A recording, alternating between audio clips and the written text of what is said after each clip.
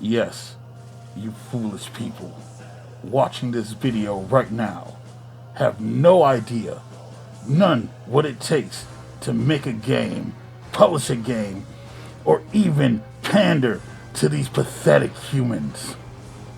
Now, with my army and my minions and all my putties, let no one stand in my way. I've taken over Moat's channel. Who is going to stop me? Yo, was he serious?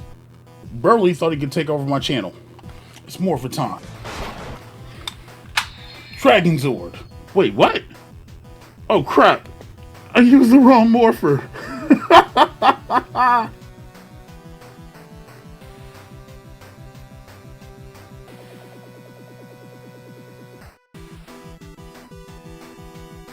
In all seriousness, what's going on, everybody? I'm MikeOfAllTrades. Welcome to the channel. Today, we're going to talk about a fan-made Power Rangers game for someone in the community from Pop Hero Games. So, you guys know Ezequiel, the Chicago Retro Ranger. I mean, I think the name says it all. Like me, he shares a passion for all things Power Rangers. And for anybody who might have missed it, about a month ago, a couple weeks ago, it was the 30th anniversary of the dawn of the Mighty Morphin Power Rangers here in the States.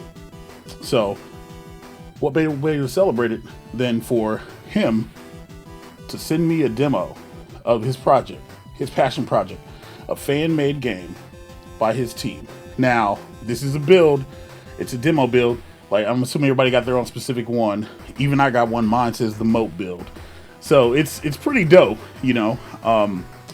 So we're gonna boot it up, we're gonna take a look at it, and we're gonna have some fun. So just in the beginning screen, when you're sitting here looking at it, you get to see, you know, your start, your options, your credits. This is binded to keyboard when you first boot it up, so you do need to go into the controls and you do need to select it and make it work with whatever you're using. I'm currently using a PS4 T2 Plus Fight Stick because that's how I like to play my beat 'em ups. And then there's a plethora of options that you guys can see, a bunch of different game modes. From this point, because it's a demo, I think only story mode was unlocked for me. So we're gonna play story mode. And it lets you select from 5 Rangers, you know, Zach, Kimberly, Trini, Billy, and Jason. There is a White Ranger helmet there, so I'm assuming there's a plan to have more content for this, but for right now, these are who's available. Now, the combat on this it feels really good. There's a jump, there's attack, there's a power button, you know, your Ranger powers, and then there's a block button, you know, among other bindings that you can set and whatever else. And so this feels more like a fighting game than anything else. The demo that I got to play, it's about 3 stages where you go through, you beat up the putties, you know, and then it's Morphin Time. So some of the stages that I got to play, it was integrated really well, and then some of them, the second and the third stage specifically, it's kind of like just out of nowhere where you just morph. You know, morphing's usually for when they're about to fight some danger, face a monster, and whatever else. But I think that would be my only nitpick on that side of it. The combo's nice. I like the fact that they don't let you spam the weapons. It's got like it's got like not a cooldown, but a limit, kind of like Konami's X-Men, you know, where you can only use your move power so many times. This time it's tied to a bar under your health bar. So that's pretty cool. And then you can use your weapons in various different ways. For instance, Zach shoots his axe, the power axe. He shoots out of it, but he can also be offensive and he can fight with it. Now, if some of these sprites and stuff look familiar, it's because a lot of the assets that are used, you can tell, or at least I know, they came from the Sega Genesis and the Super Nintendo version. So, and it's more than just like, you know, the characters and the fighters, whatever else, but it's like the music. Literally, I listen to the soundtrack and I literally have my eyes closed and I imagine 10-year-old Moat playing on his Sega Genesis, fight Minotaur, you know, and then they've got all the different kind of music sprinkled in there. For instance, when you fight Goldar, Goldar's theme starts playing the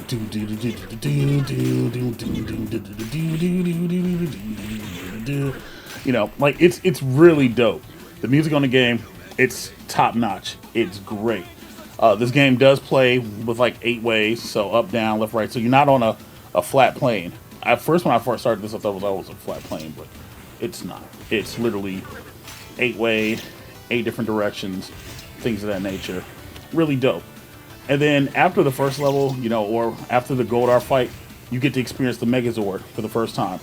And it's really well integrated, and I wish I could show you guys the scene, but, you know, Saban and Hasbro like to copyright stuff, so I can't. But I can show you Megazord gameplay. And I'll say this, the Megazord gameplay, it's a weird mix, if that makes sense, right? Like, it's like the Super Nintendo Sprite, but it's got like the Sega Genesis gameplay. Like it's a meld, it's a mesh, and it's kind of dope. Legit, it's kind of dope. Like literally, it's a satisfying feeling to strike somebody down, and then you see the cut-ins. Speaking of cut-ins, during boss fights, you know, when you run into Goldar or King Spinks or Minotaur, there's a cut-in card, and it tells you what these opponents' strengths are and everything else. It gives you a little bit of backstory, and for me, that's just awesome, because you don't see that a lot in beat-em-up games. I'll say this, from the demo build that I played, when I got to stage 2, it was stage 2, no, stage 3. Yeah, it was stage 3. I believe that stage I was using, whenever I picked Billy, okay, Billy got hoed. And it's not because Billy's trash. So yeah, it was a King's Peak stage, the second, yeah. Billy got hoed because the putties were spamming bombs, and like it was crazy. Like you would just keep getting spam bombs, like kind of insane. The boss fights are great. They have a power bar. You know, it's a good variety, a good mix. Especially the King Spinks fight. I find that by far to be the most challenging, only because you have the wind, him flapping his wings, and him pushing the stage backwards, so you're trying to advance. So I had to use Power Lance to try to advance and get closer to him.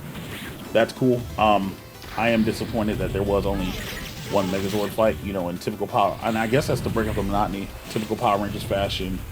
You fight a monster, you know what I'm saying, and then you beat them to the point where Rita throws a magic wand and make my monster grow, and then you have a boss fight in Megazord. Now, you know, a couple of these fights didn't have it again. King Spinks didn't have it, and Minotaur didn't have it. But I'm pretty sure they all had Megazord fights in the series. Power Ranger fans, don't crucify me. Listen, it was like freaking like 84 episodes or something like that. Like don't at me, okay? 86. But I thought that King Spinks was in a Zord, and I'm pretty sure Minotaur was in the Zord as well. Either way, it was cool to see King Spinks get some shine.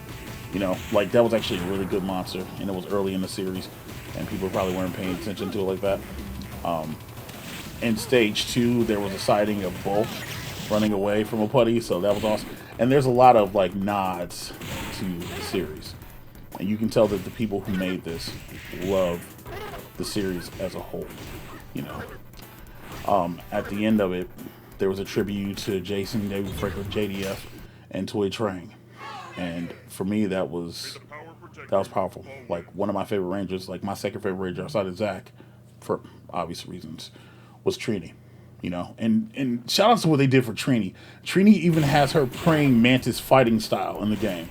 Okay, like, and you really only got to see her use that when they fought the praying mantis fight monster, and they focal pointed that in one of the episodes. So again, it was cool to see that kind of stuff, that kind of detail, that kind of love that went into this game. So I don't know when they're releasing it. I would love for them to drop it. It's actually really fun. It's 4-player. Now, I couldn't clone myself 4 times and have 4 people play the game, but it's really dope. It's great, and I, for one, can't wait for the game to be released fully. Once again, I just want to give a thank you to Ezequiel, the Chicago Retro Ranger, not only just for this hat, but for sending me that build, man. If you guys are interested, reach out to him. You know, press Pop Hero Games on Twitter. You know, press Ezequiel when you see him in the chat. It's like, hey, where's the game at, bro? We need that. I'm MikeOfAllTrades. Thank you guys for watching. Like, share, subscribe, all that YouTube jazz. You know what I mean? And I'll catch you on the next one. Later.